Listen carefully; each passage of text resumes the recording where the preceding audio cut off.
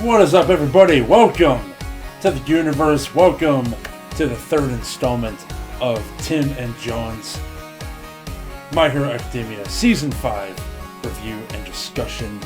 I am John Kearns. With me in the upper left-hand corner is the one and only Tim Farley. Hey, everybody. Tim! We just got done John.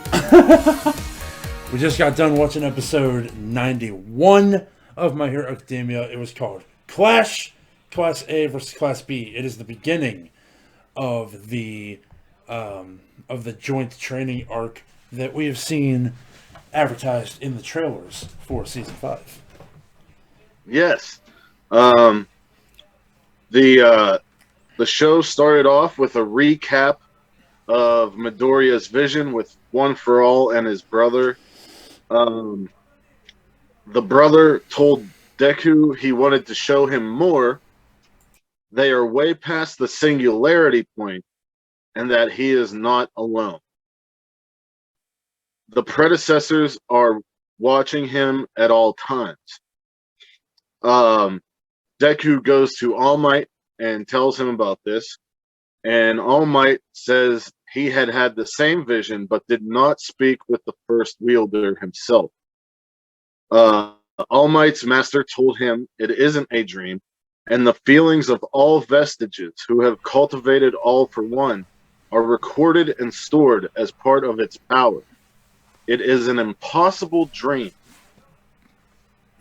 We learn that quirks can evolve and may one day become uncontrollable. And Deku wonders if that's what he was trying to say about the singularity. Yeah. All Might says it's Deku's ally and not to be afraid of it, and they both will investigate it. And then at the end of this scene, they both simp over All Might's master, who is Shigaraki's grandmother. Yeah. Right?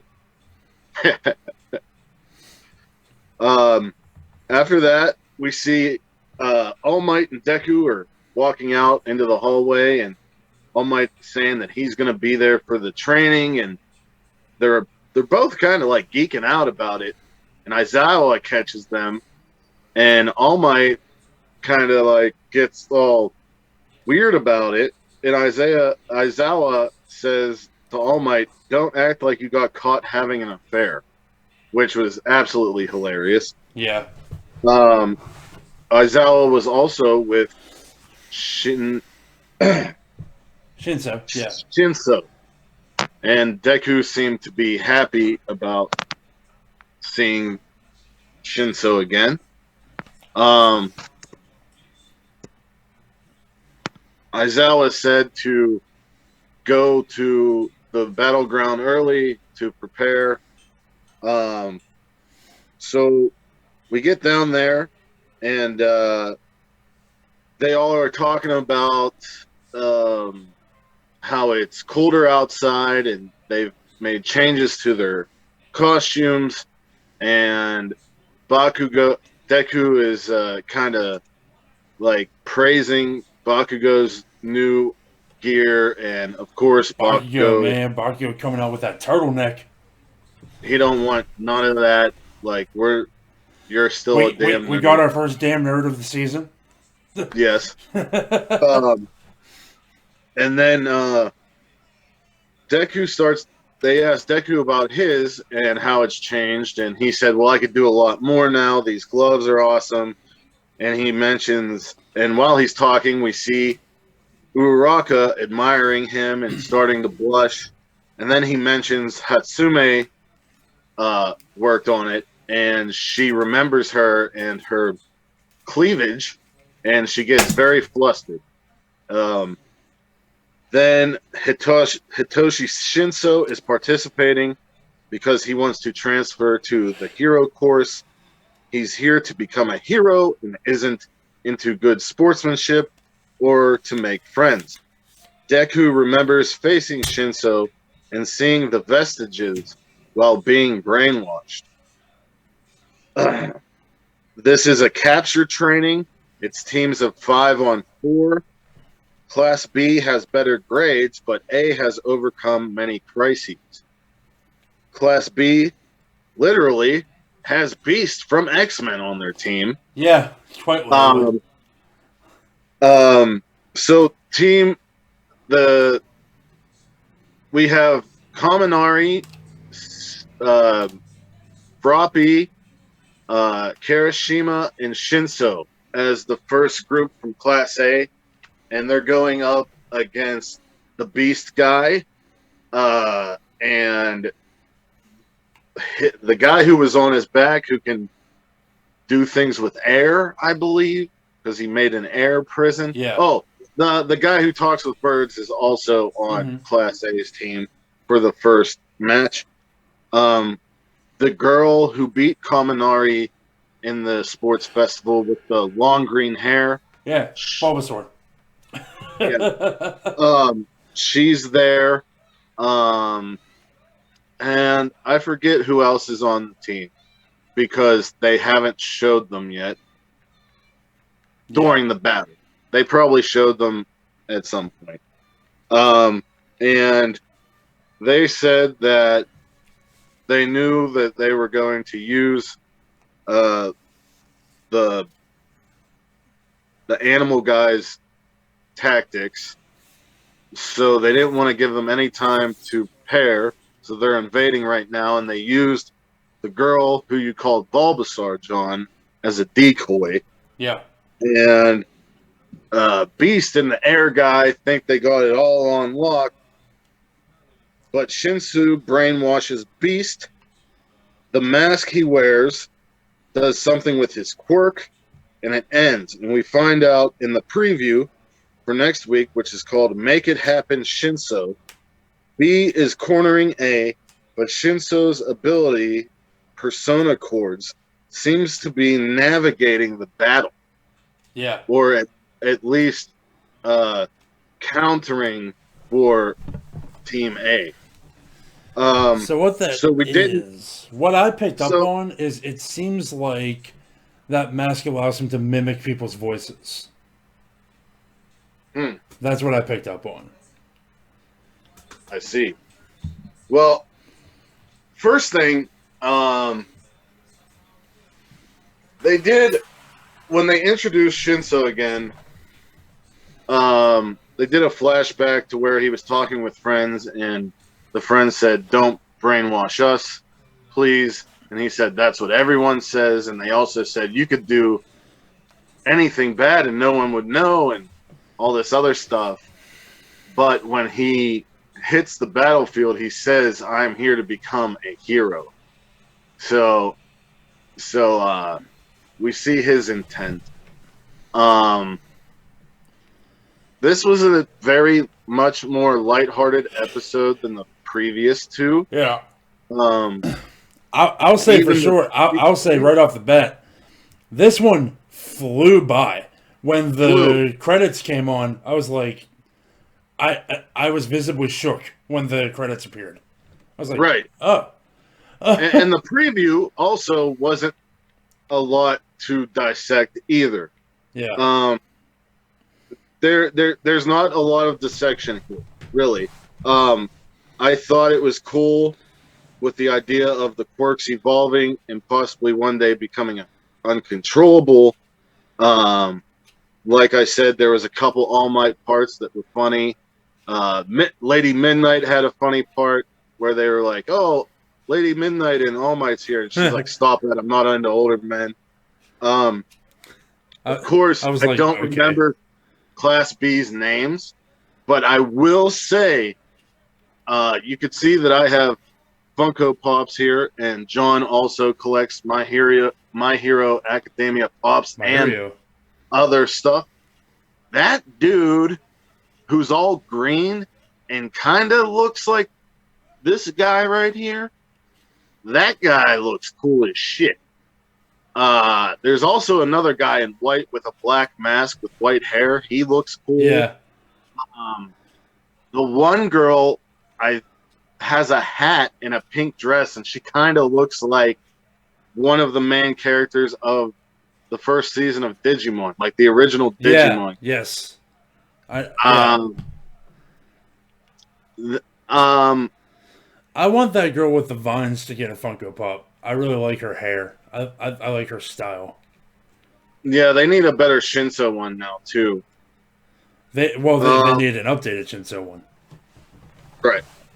Um, let's Hitoshi see. Shinso. Yeah, I mean, there's not a lot to dissect or whatever, but I'm here Yeah, for this was definitely a I'm here setup for episode. I'm here for learning about Class B. Yeah, I'm here for Shinso because he seems very mysterious to me. it Because seems like like he's gonna have a really deep character that I can't wait to see unfold. yeah, and I kind of get the feeling by looking at him and the things that his friends said in the past, I could see him, possibly becoming a villain in the future. Yeah, I love the stuff about the vestiges, and I love the stuff. I'm I loving I that. want Yeah, I want more of All Might and Deku finding out more about this. yeah. Um, and what did he mean? What did he mean when he wanted to show him more? And don't be scared. We're always with you. And the singularity point. That stuff really had me intrigued. But I am absolutely here for this Class A versus Class B stuff. Yeah. I think it's going to be very exciting. Do we want to dive head first right into the theories? Sure, do Do you it. have any? I was gonna throw it over to you anyway. So Yeah, I don't really have. I think you covered everything. Like I said, this was definitely like a more setup-ish episode. Not really a lot to dissect. But I do have a theory. We talked about before how it didn't look like All Might was part of Deku's dream because he's not dead yet. But it is confirmed in this episode that he was part of the dream, but he was blurry. He couldn't see him.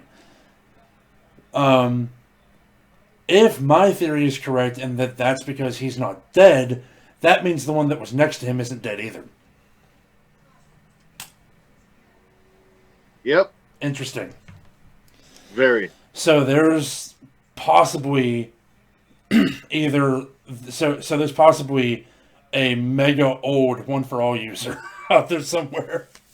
Yeah, just like meditating on top of a fucking mountaintop in Nepal or something. He probably looks like the dude from Hunter. Netero. Yeah, Netero. He probably looks like Netero. But yeah, I don't know. Wasn't the first wielder One for All's brother? Yeah, Wasn't he blurry too?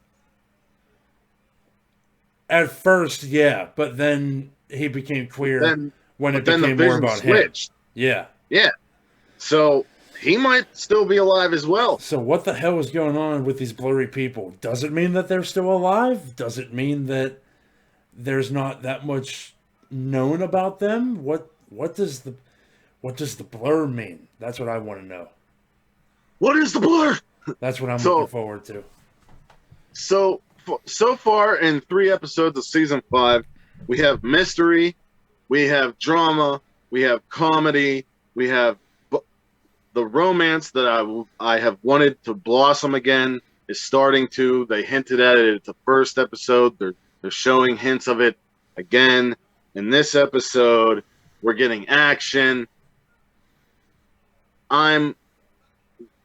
Like I said, the first 2 episodes were completely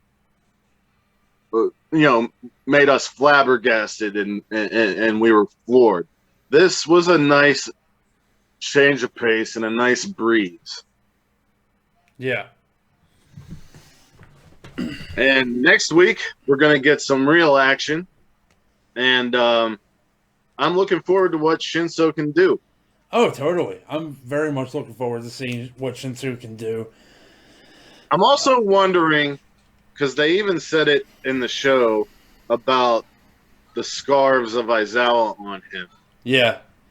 is Aizawa taking Shinso under his wing Ooh. because All Might and Deku. And like we saw at the sports festival with Endeavor and Todoroki against All Might and Deku, are we going to get something similar here with Aizawa and Shinso? I will say the personalities are a match. I'd say that. I think even in some way the quirks are somewhat similar. They're very like control the opponent type quirks. Yeah. Control the opponent. Yeah, I like that idea. I think maybe that is what we're seeing here.